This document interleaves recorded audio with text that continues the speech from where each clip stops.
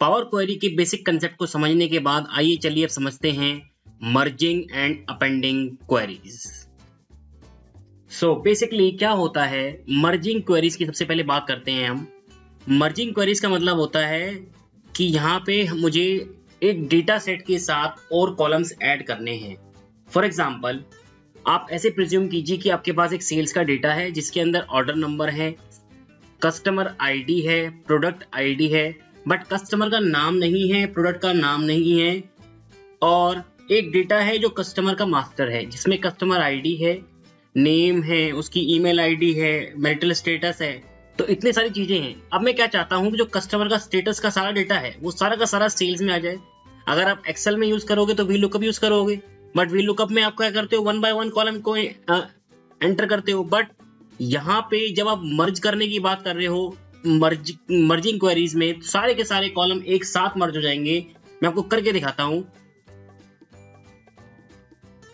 तो ये मेरा बिल्कुल ब्लैंक पावर बीआई है। अब मैं इसके अंदर 2 वर्कबुक ओपन करने वाला हूं, gate data, text and CSV.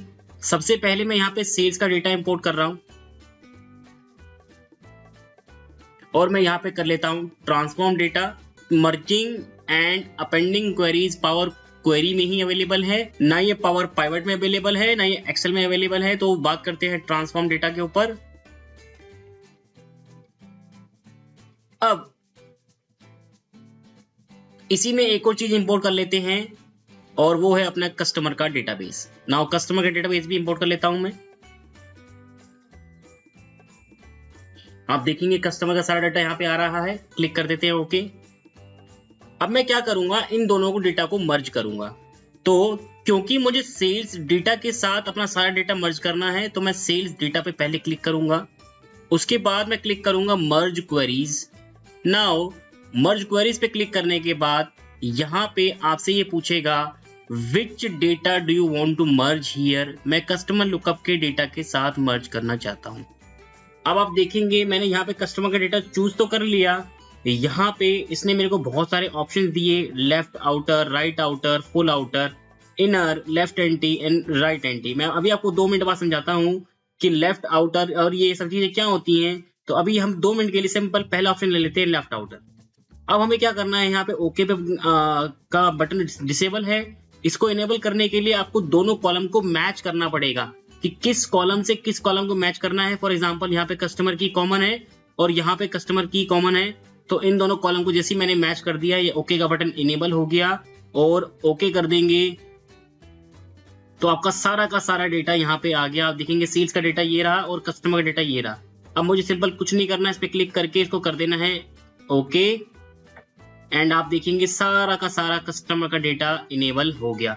अब चलिए वो समझते हैं कि आपका लेफ्ट आउटर और जो बाकी सारे पॉइंट थे वो सारे पॉइंट क्या थे। अब यहाँ पे आते हैं।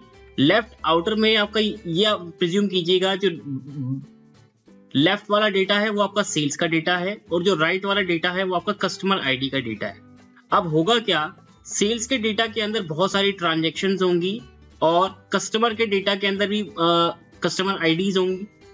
अगर मेरे सेल्स के डेटा के अंदर यहाँ पे मेरा सेल्स का डेटा ही पूरा फुलफिल होगा, मैं आपको करके दिखाता हूं।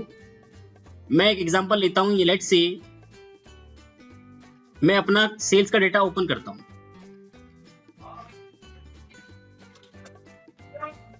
अब जो मेरी लास्ट कस्टमर आईडी है वो है 10,398, बट मैं डेलिबरेटली यहाँ पे 400 एंटर कर रहा हूं।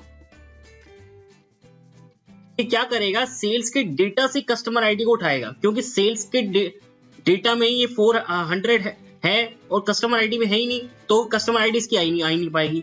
मैं इसको सेव करता हूं और अपने पावर बीआई पे दोबारा आते हैं और यहाँ पे आप देखेंगे मर्ज क्वेरीज आ रहा है। इसको रिफ्रेश करते हैं एक बार के लिए, यहाँ से रिफ्रेश करेंगे, रिफ्रेश प्रीव्यू।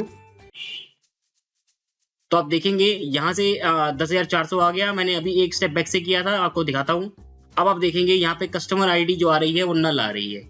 इसने क्या किया, लेफ्ट आउटर के डेटा को मर्ज किया, यानी कि अगर मैं बात करूं इसने ये वाली सारी ट्रांजैक्शन को चेक किया है, ना कि ये वाली सारी ट्रांजैक्शन को चेक किया है। इसलिए मैंने इसी चीज को ब्लू किया है यहाँ पे। इसे कहते हैं left outer join. Similarly right outer join है। राइट आउटर जॉइन इसके वाइस वर्सा है। यहाँ पे ये कस्टमर का डेटा चेक करेगा। अब कस्टमर के डेटा में अब 10,400 नहीं है तो उसको ड्रॉप कर देगा। जो भी एंट्री यहाँ पे मैच होगी सिर्फ उन्हीं एंट्री को ले लेगा। आगे चलते हैं।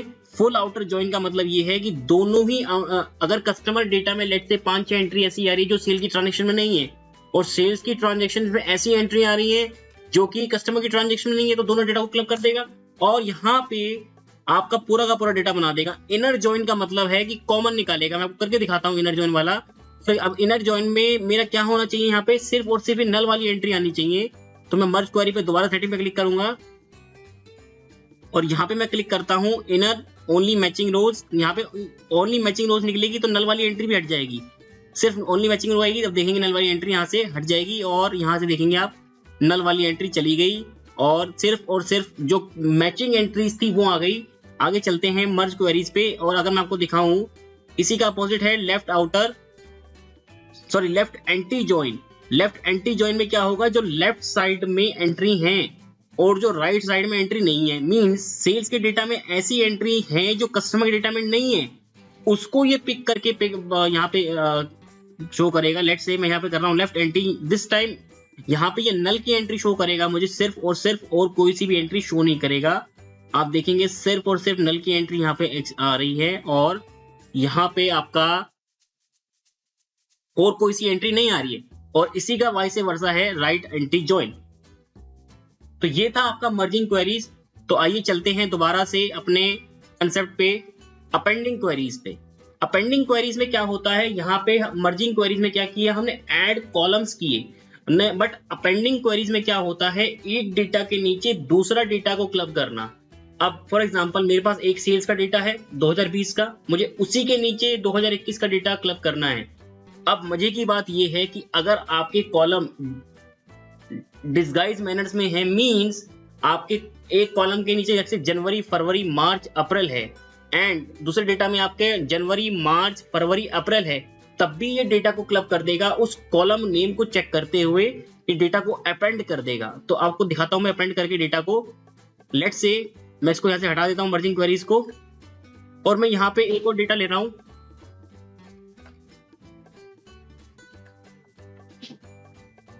दो 2021 का ओपन करते हैं इसको, ओके कर देते हैं। अब यहाँ पे आप देखेंगे 2020 और 2021 का दोनों का डेटा यहाँ पे मेरा ऐड हो गया है। अब क्या करते हैं, एक के नीचे एक डेटा लगा के देखते हैं।